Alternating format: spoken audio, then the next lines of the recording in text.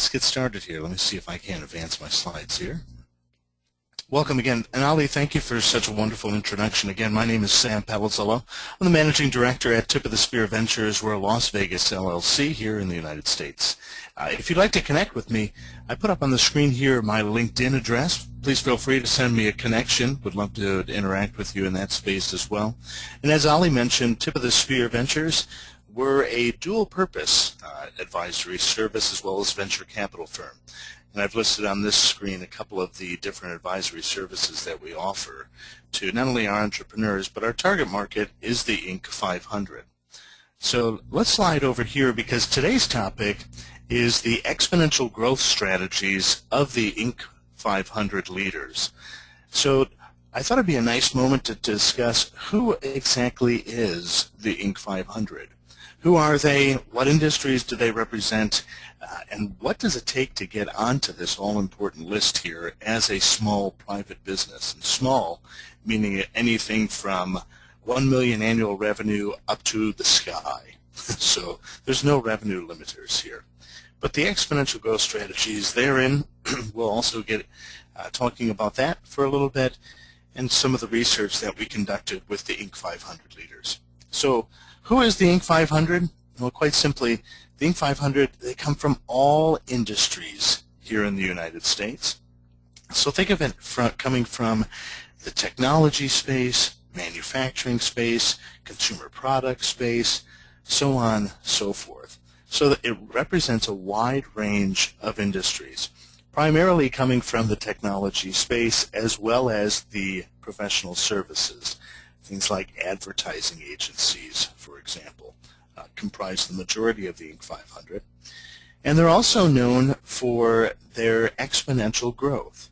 So exponential growth is calculated over a 3-year time interval with, if you looked at the 2013 list, the minimum qualifier or the minimum qualifying organization to join the list had a 34% improvement over a 3-year time frame. The group that had the largest, well, it's just over a 42,000% increase, and it's a company in El Segundo, California called Fuhu. Fuhu manufactures, think of it as an iPad, but for children. So that is their entryway into technology and also into the Inc. 500. And so at Tip of the Spear, we set out to identify, well, what exactly is it that they are doing in the Inc. 500 to achieve such fantastic exponential growth. And in doing our research and conducting conversation after conversation, assessment after assessment with leader in that space, one of the things that we realized was that there are some similarities. It appeared as though each one of the leaders went through 4 phases, and within those 4 phases there were 10 components that they each encountered, and more importantly, overcame in order to achieve such exponential growth. I'm putting up on the screen here some special Miley offers that we put together for this organization. The first one that I have here is the Inc. 500 Exponential Growth Assessment. That's the one that I'll talk about right now because this is the assessment. It's 30 questions long, and it is the same assessment that we outreach to leaders within the Inc. 500 to attempt to identify those 4 phases as well as 10 components within those 4 phases that these organizational leaders overcame to effectively have exponential growth. So if you'd like to take the same assessment, there you see the web address up at the top one where the light bulb is. It's tipofthespearventures.com /Inc. 500 EGA, Exponential Growth Assessment. I'll talk about more of these later, but if you'd like to take the same assessment, please feel free to do so as well. I mentioned that those surveys, and in reaching out to the Inc. 5000, we spoke with 500 leaders in that space. And here's some of the phases, or the 4 phases of exponential growth that we recognized each organization goes through. First and foremost, there's a planning phase. Secondly, an alignment phase to help reinforce some of those plans and to determine the course of action for implementation. There then is an analysis and development phase.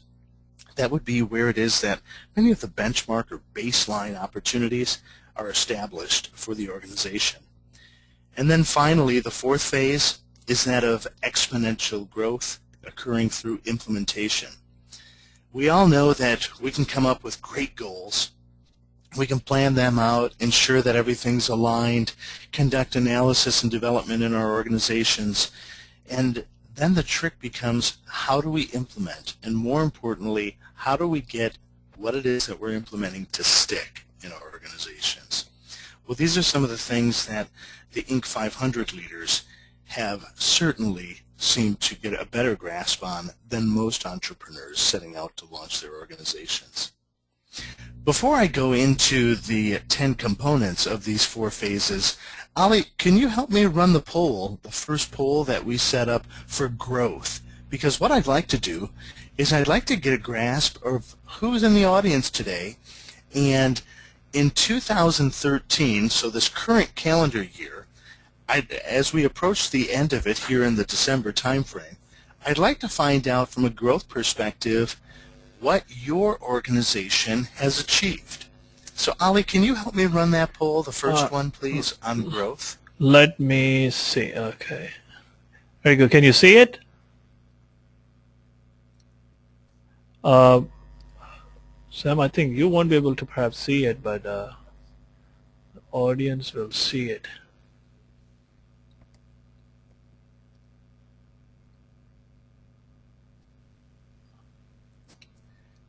Hi, everyone. Let me know when you have it up, because I'm in as a participant. So. Yeah. Folks, we are running the poll right now. I see that you have started. Okay. So again, if you're seeing it, Ali, and everybody else, that's fantastic. Maybe you can just relay on to me. Again, I'm looking for, in 2013, that calendar year, you should see a variety of different options here regarding what you achieved from a growth perspective. Okay. In terms of the results which I'm seeing right now, 57% of the audience so far has voted. 25% are saying 0 to 10%. Same 25%, 11 to 20%. 25% have opted for the third option, which is 21 to 50%. And again, 25% have opted for 51 to 100%. No one has opted for the last 100 plus. All right. Well, great. So we've got some organizations here that pretty much run the gamut of anywhere from 0 to 100% then. And that's fantastic growth. But let's flip the corner. Ali, can you run the poll again? But this time, I'd like to find out from everybody's perspective, what are their goals for the upcoming year? For the upcoming year, 2014. Ali, can we rerun that poll? For the growth again. Okay, let me... Yep. Exact same category, but this time, instead of looking at it in a 2013 calendar year, let's look at the future year, 2014. Where are the leaders that are joining us today? Where are you forecasting that you're going to go? Let me see, because I think I closed that particular voting poll, so it's showing me the status as closed. So I might have to restart it. Let me say if I can do it. If you can give me this. Well, let's do this. If everybody can maybe we'll just use the chat box for this one, Ali. If everyone can just type into the chat arena what it is from a forecast perspective or a desired percentage growth, what would you like to achieve in 2014? And Ali, maybe you can read off some of the chat answers that are coming into you. Okay. Folks, you can put your comments in the comment box or chat box. Again, the same for the 0 to 10% is the... Maybe, Sam, you want to repeat it because I was thinking the other ones. Yeah. So again, folks, I'm looking for in the coming 2014 year, what percentage growth would you like to forecast, or do you believe is attainable for your organization? And just type in a percentage of what it is that Okay. you see. All right. Boom. So we have the first one starting with 500%. And then we Okay. have 110%. And we have, 56%. And then, okay, we are having 70%. And we are having 35%. We are having 25%. So far, 7 comments. Great. That's fine. That's great. That gives me a good reach regarding where it is that the leaders that are joining us today are going. And this is typically what we find with the Inc. 500 clients that we work with as well.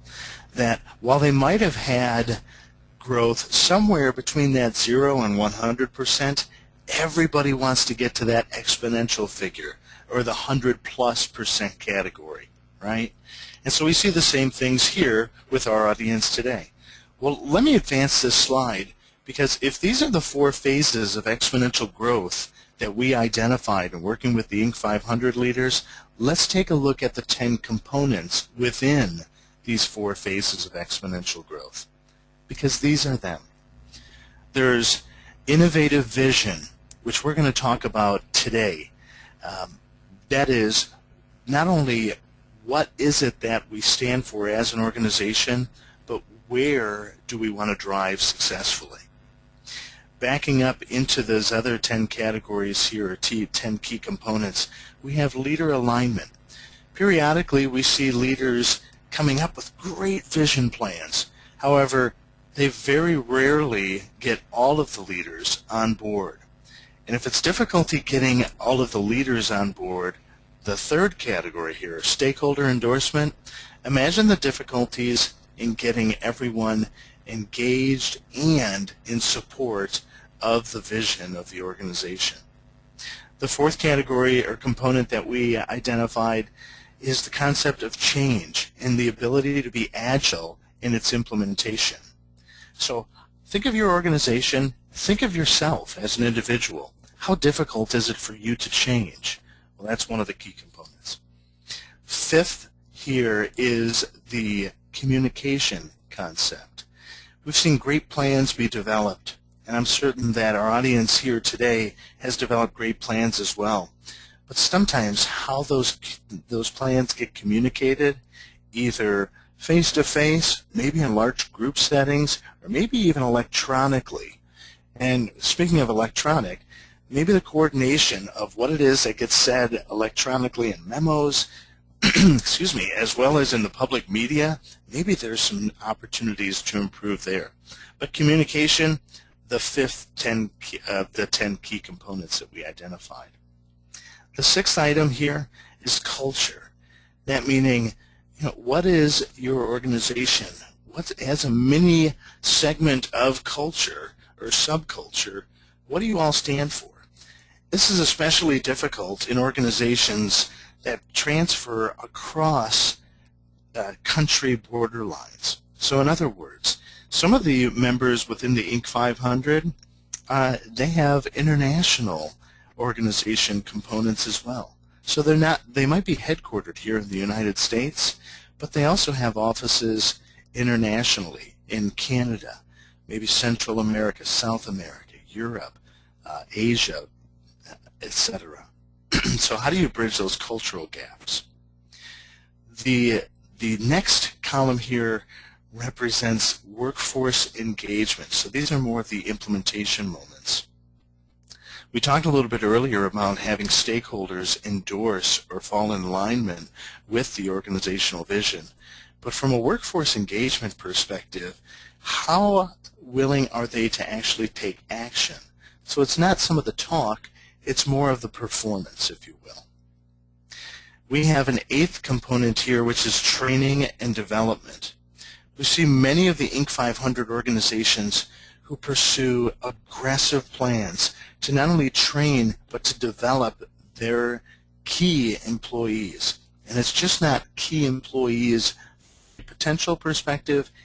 Everyone within the organization is identified as key employee. So a training and development component and what takes place in that arena. The ninth key component is something we call integration. In other words, it's a moment of integrating what that vision is and getting it implemented into the organization, not only from a personnel perspective, but from a product or service output as well. The 10th key component is what we call continuous improvement. Because if you think about what these other 9 key components represent, it's just not in and of themselves good enough to put down how it is that we're going to, where it is that we're going to go from a vision perspective as an organization, getting leaders aligned, stakeholders to endorse it, understanding our capability to change and the agility therein, our communication plan, what type of a culture we're building, and where it is ultimately that we want to see our culture arrive. Workforce, getting them engaged with the initiatives and whatnot, and having great training and development plans to support and back it up, and ensuring that all of that gets integrated into the organization. Well, it just doesn't end with those 9 key components. Think of it this way, it never ends. Because just as you get to the conclusion, there's the opportunity from a continuous improvement perspective to do it all over again. So in other words, if what it is that you've identified is working, let's figure out how it is that we can do it faster. The organizations that are at the top of the Inc. 500 list, those that have 25,000 plus exponential growth over a 3-year time period, this is where they excel. This is where they show extreme flexibility in sharing with their organizations on a continuous improvement perspective. Okay? As I mentioned, these are the 10 key components. The assessment for the exponential growth that I put up earlier on the website, if you'd like to take the same assessment, please visit our website there. Way too much to talk about, though, here in a brief summary. So let's, from a 10 key component perspective, so let's focus in on the first key component, that being the innovative vision. So what are we talking about when it comes to innovative vision? You're a leader in an organization and you want to achieve exponential growth. So what is it that you need to focus on? From our research and from our interviews, these are the 4 key critical areas that each leader within the Inc. 500 spends the majority of their time identifying. This is their innovative vision roadmap. Think of it from that perspective. There's mission and vision, there's goals and priorities, there's the strategy, and then the identification of appropriate targets. So let's back up to the first one here. Mission and vision. Well, if you know where you've been, sometimes you've got a pretty good indication of where it is that you can go. But where do you really want to go? Where is your mission and vision going to take you? This is the opportunity, first and foremost, when it comes to creating an innovative vision, of identifying strategically where is it that our strengths are as an organization, what is it that we're not only good at, but what are we great at? But more importantly, what do we want everyone to know that we're great at?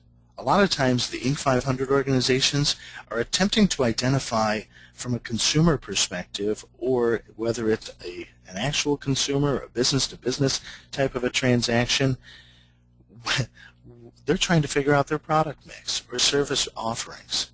Well, the mission and vision is the opportunity to go out and to think and not only benchmark against competition, but to think, what can we do above and beyond? Speaking of above and beyond when it comes to mission and vision, the second item that we have here, goals and priorities, well, this is the opportunity to begin putting some numbers into play. One of the things that we identified at Tip of the Spear is that having mission and vision is fantastic, but without specific goals and prioritization of those goals established, you probably don't have a good shot at getting there. It's like this. If you can imagine, think of it as a soccer match where we have a time component, which is how long the game's going to get played, but the scoreboard also shows within each period how many goals have been scored? Well, if we can identify a scoreboard, which identifies out, instead of the teams in a soccer match, replace that with what your goals are. If we can create that type of a scoreboard over certain time intervals and check in with ourselves regarding not only what is it that we're setting out to achieve, but what the score was as that period concludes, we probably don't have a shot at moving towards that mission and vision. See, it's almost like this. A goal without a plan is just a dream. So let's put our goals into a scoreboard or a dashboard, identify what the key performance indicators or key metrics are that support that mission and vision strategy, so that way we have on a scoreboard some analysis that we can conduct and go back to, not only from a did we accomplish what we set out to, but more importantly, is that keeping us in alignment moving forward towards that mission and vision. So mission and vision, goals and priorities. The third key that innovative vision leaders seem to grasp and put into play is the strategy. Now, there's a lot of articles about how strategy gets developed and how strategy comes into play. The one thing that we see the Inc. 500 leaders doing when it comes to strategic direction is innovate. Now, obviously, that's the name of this category here from a key component. So how do you identify innovative strategies?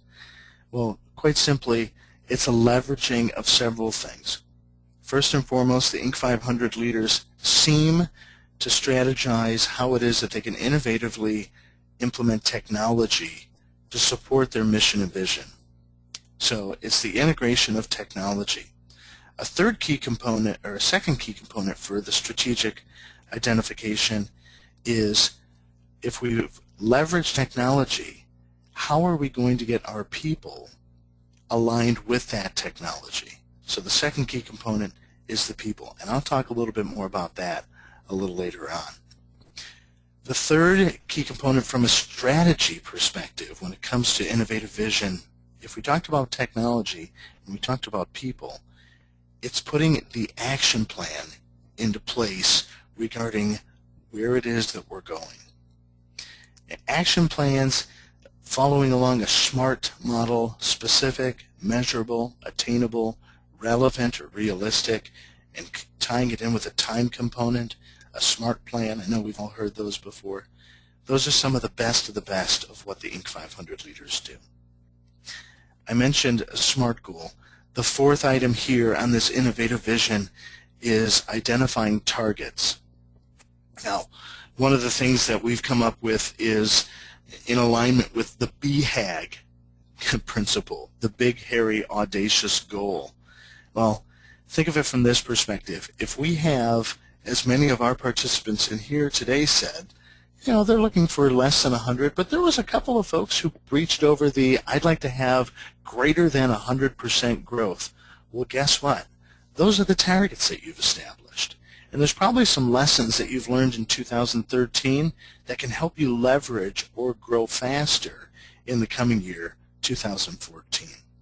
So these are the four key components within the innovative vision component of our exponential growth identification from our assessment. Mission and vision, goals, priorities, strategy, and target. Now, one of the strategy items that I talked about was people, because irregardless of the organization, on the Inc. 500 list, irregardless of where it is that they fell within that Inc. 500 list, it all came down to two different types of people. This first one here is the team members. The team members that you've assembled to help you and your organization move forward. We found that nothing fails success quite like people. In other words, if you're working with people who have gotten you to where it is that you're currently at, but you realize they are not going to get you where it is that you need to go, then guess what?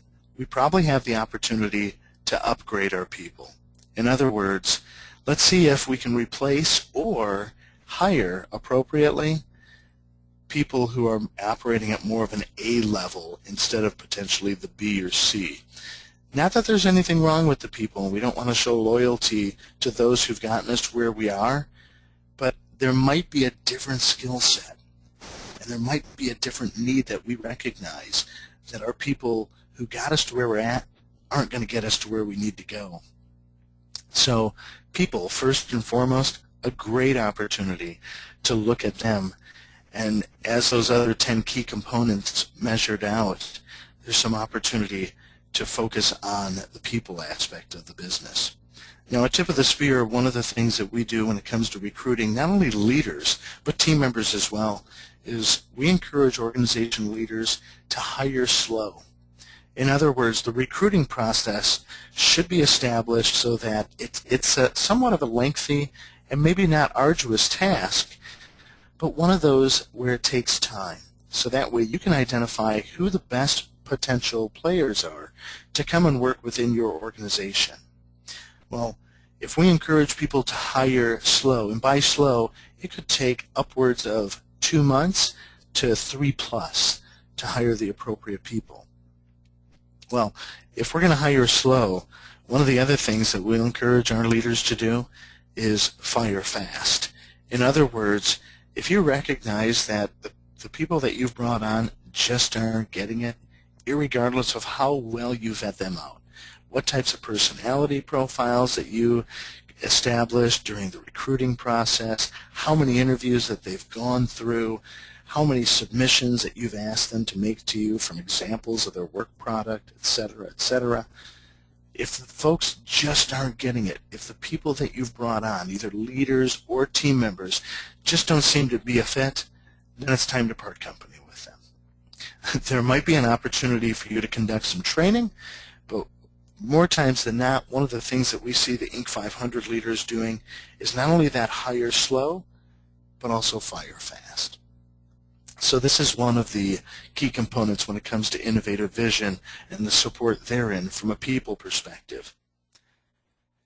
The other aspect that I want to talk about from a people perspective, because in the last slide we talked primarily about team members, I'd like to spend a moment talking about leaders and leaders within your organization.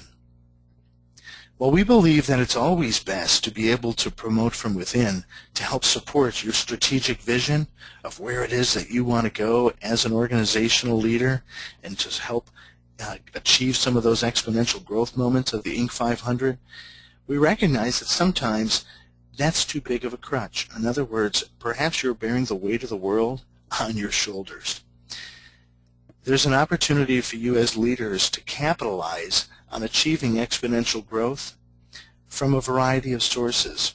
But sometimes those sources just aren't from within your organization. And perhaps that's one of the reasons why you're here today, is not only to achieve perspective from me and what it is that I'm sharing, but to leverage the peer perspective that you can achieve through the Miley organization. So one of the things that we see leaders doing better within the Inc. 500 than anywhere else to help achieve exponential growth is to receive peer perspective. And as we discussed earlier, receiving it, just not enough. You've actually got to take those ideas and put them into an action plan and execute appropriately, and kind of go through those 4 phases leading up to the continuous improvement moment. So those are how it is that leaders within the Inc. 500 achieve exponential growth from an innovative vision perspective.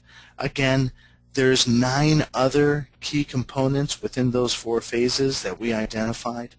If you'd like to take the exponential growth assessment, the same one that many of the Inc. 5000 leaders took, the top box here from the light bulb is go to our website, tipofthespearventures.com/Inc. 500 EGA, and take the same exponential growth assessment. Again, it's 30 questions long, and we'll provide you with a report out regarding how you fare, as well as how you compare against some of the other Inc. 5000 leaders that we've previously assessed. We also run at Tip of the Spear several leadership development offerings.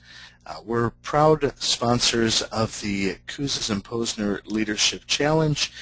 And instead of doing workshops live in organizations, one of the requests we had from one of our international clients is that we put those into a webinar format.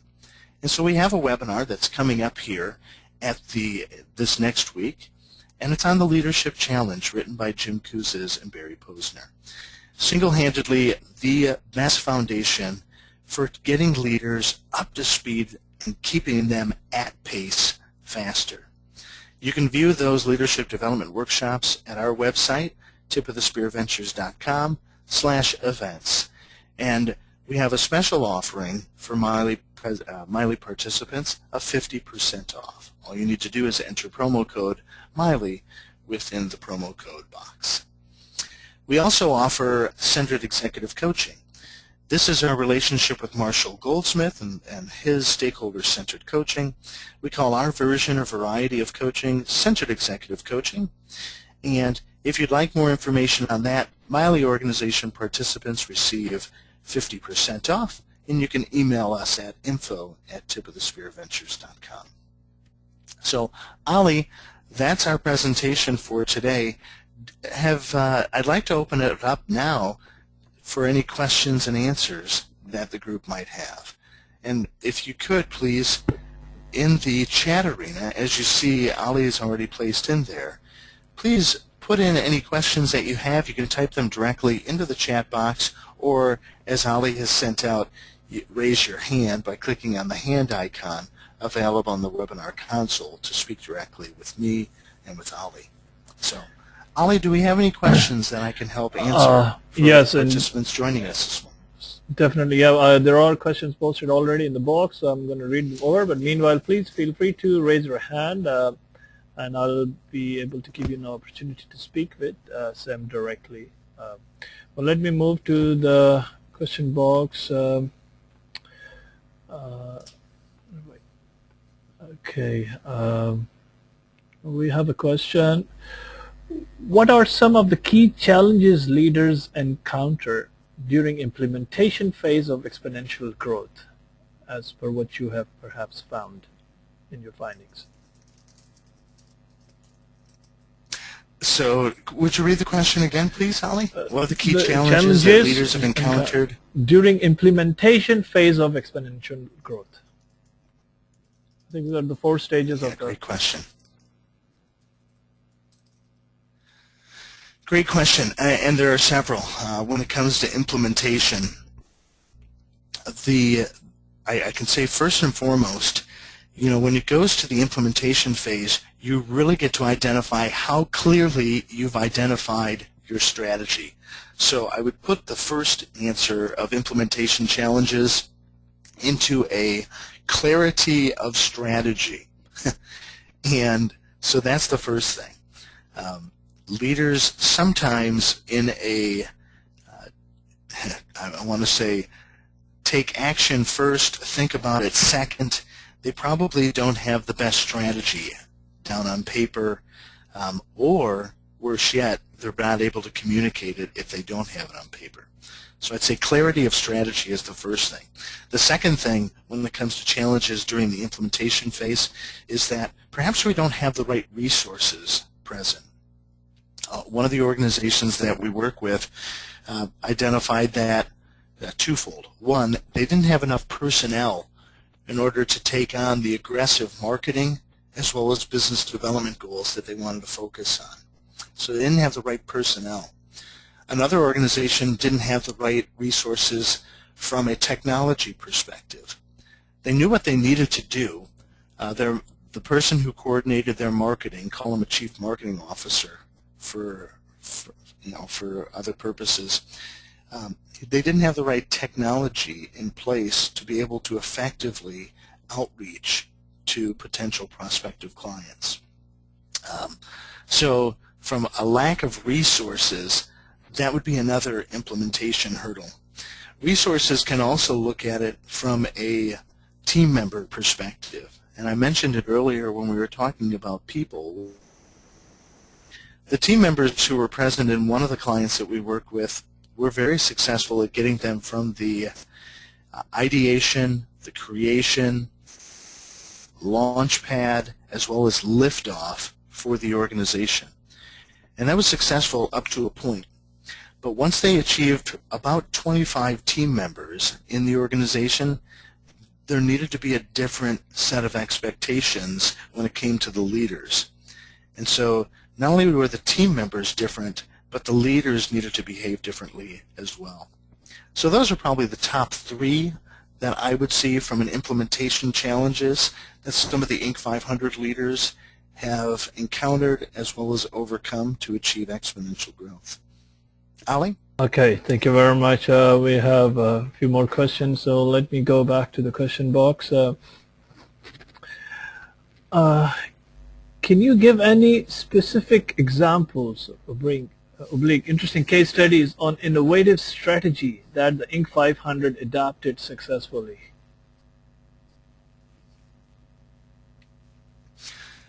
Yeah, from one of the strategies in particular that one of our clients implemented was they realized that they wanted to continue on with their service offering, but they also wanted to add another.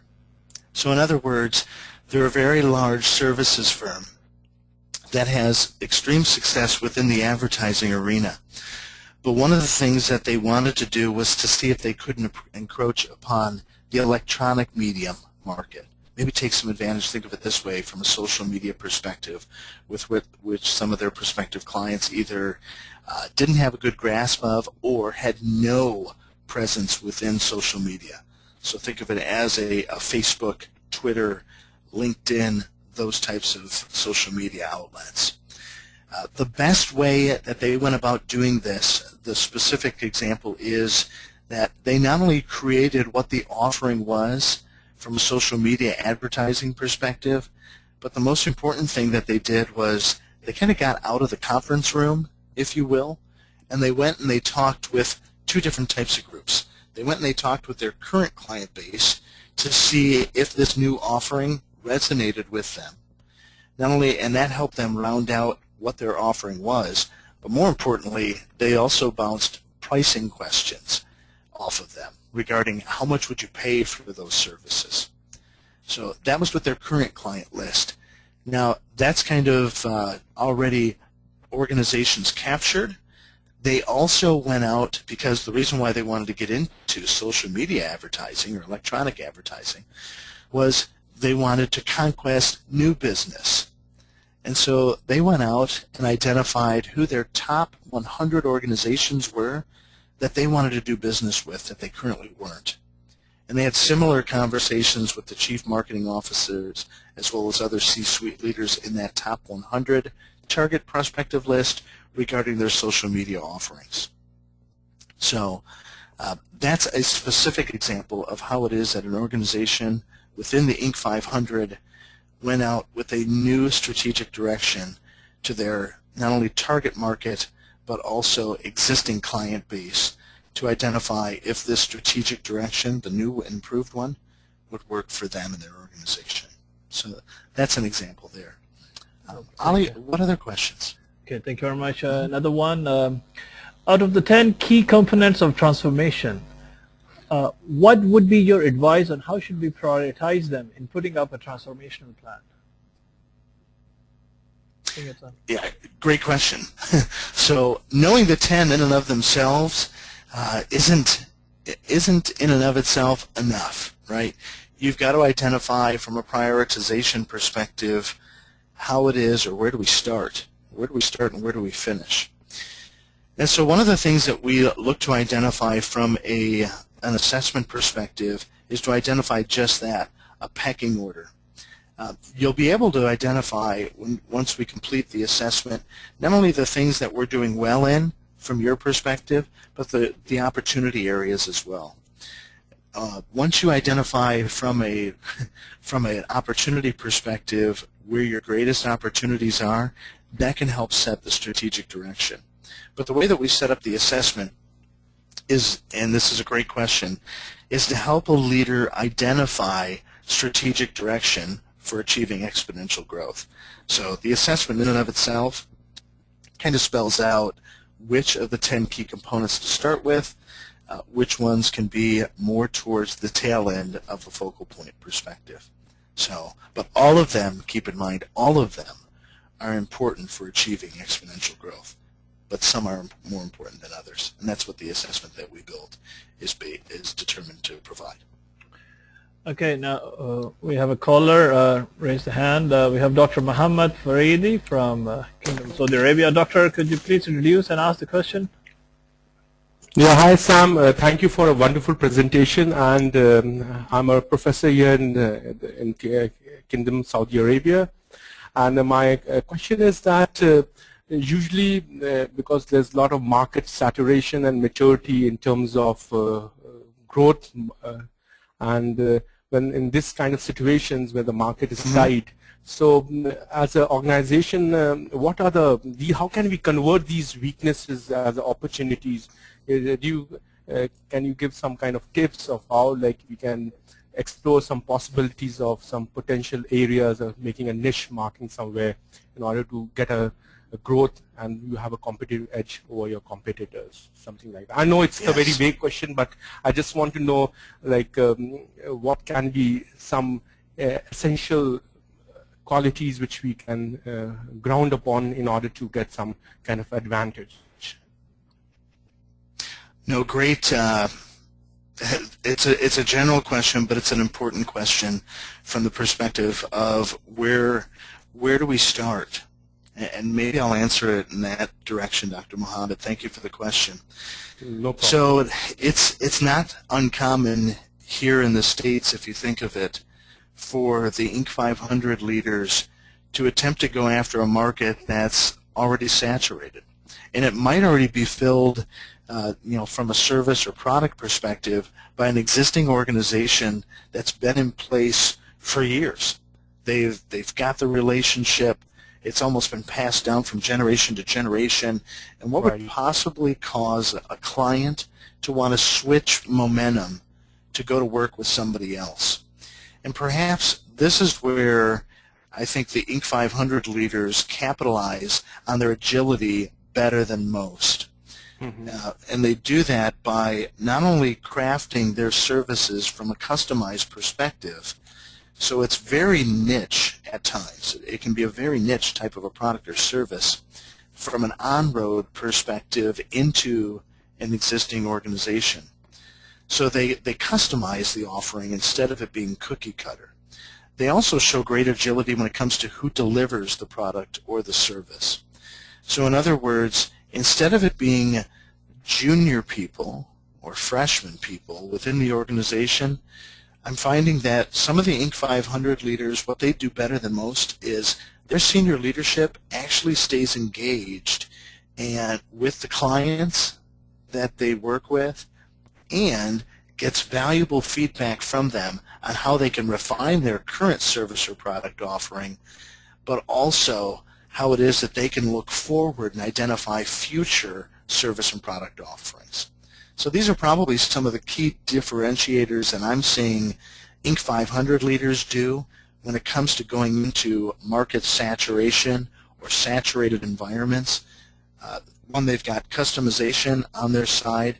They're also working with those clients to identify not only current service but future through senior leadership interaction with those clients. So those are two things off the top of my head, Dr. Muhammad. I hope that helps. Yeah, thank you so much. And thanks, Ali, for giving the opportunity. Ali, any other questions? Yes, we can take one last question, but thank you very much, Dr. Muhammad, as usual, for your calls, and he's been our regular caller. Let me take one last question. It's on hiring slow. What are the major benefits organizations get in hiring slow as compared to timely filling the vacant post in an optimized manner with the right person? I think that's the key part is whether you're hiring slow or hiring fast, if you can find the optimized person, that's crucial. And when it comes to finding the optimized person, there's a whole lot of characteristics to want to keep in mind. Most of the organizations within the Inc. 500, they're just as adequate, if not better, at putting together a job posting, where the job description spells out what the role of the opportunity or position is, what are some of the key characteristics or qualifiers for the potential person who's going to fill that type of a role. They do that as well as anybody out there, but everybody's good at that, right? I think that one of the things that we see from an Inc. 500 perspective on how it is that they go about recruiting and hiring slow is that there's not only a matchup between qualified candidate, but assimilation into the culture of the organization is key. So in other words, as a leader in the organization that you've kind of, I guess, think of it as, we were here at the start, we grew this organization, now we're thinking about bringing some other people into it. How do we maintain the course that we've established for the organization with those new people that we bring on board? Some of the mistakes that we've seen, and maybe that's an easier way to answer this question, some of the mistakes that we've seen is, while some, and this is specifically within the healthcare arena, I can think of one leader who was brought in to run one of the divisions of an Inc. 500 organization who, on paper, had fantastic credentials, Ivy League education, participant from a work product in several leading medical journals, chief of staff at one of the largest healthcare organizations here in the United States. On paper, this leader was second to none. However, from a behavioral perspective, had they dug a little bit deeper within this candidate to identify who they really were, and more importantly, how they behaved on the job site, they would have found that this is somebody who's a total misfit when it came to the organization that these leaders created. Worse yet, bringing in that type of a leader was not only seen as a disruption, but they were almost a catalyst for explosion in the wrong direction. They actually went backwards by bringing in this leader. So when it comes to hiring slow, it's important not only to ensure that the candidates that you have as potential fits for your organization align with who it is that you want, but most importantly, from a behavioral perspective, will they continue to support the culture that you've created and not tear it apart? So those are some of the benefits that we see, and one of the crucial mistakes that one of our clients achieved. Fortunately enough, it all ends well, because while they hire slow, they fired fast. And when they realized that this leader wasn't living up to the potential or promise, they just weren't delivering on that, they were able to quickly scuttle and achieve or receive another candidate, implement them, and based on what it is that they've learned, they were able to bring them up to speed quicker and have that person align better with their culture moving forward. So, well, hope that helps. Well, certainly Ali, indeed. Yeah. Any other questions, or did you want to wrap up? Well, I think that really brings us towards the end of the webinar. So any concluding remarks that you would like to give, Sam, before I dismiss out everyone? No, thank you so much for having us. We're going to, I guess one of the things in connecting with us that Ali requested was that we have a series of webinars. And so in the next calendar year, in 2014, we're going to offer a webinar like this, but on each of the remaining 9 key components that we identified for exponential growth.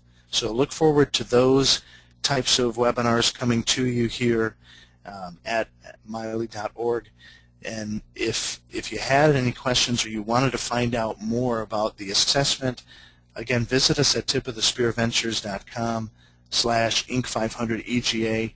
You can take the actual assessment that the USA's Inc. 500 leaders have taken, identifying areas of exponential growth.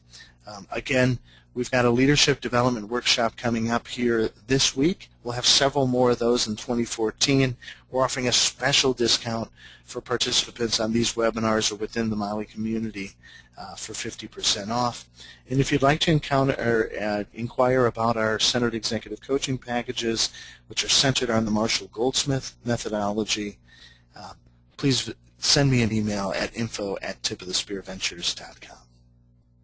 Ali, that's all I got. Yeah, thank you. Thank you very much, Sam. I would like to thank you on behalf of MILE for this wonderful presentation, and thank you for the kind gestures of offering 50% to MILE participants to join these workshops.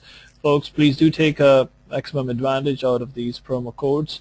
Meanwhile, yes, we are having quite a strategic relationship with Tip of the Spear, and Sam has been kind enough to offer us the series of webinars which we will be running in the upcoming calendar of 2014. And we are also engaging Tip of the Spears to help us in establishing a community of practices. So please do stay tuned and stay engaged with us on community.mile.org. We are recording this webinar. The soft copy of the presentation will be available on our community, and the recorded version of the webinar shall also be uploaded on YouTube in the next couple of days, so you all will be intimated accordingly. Thank you once again, all of those who participated and for the questions, and thank you, Sam, once again.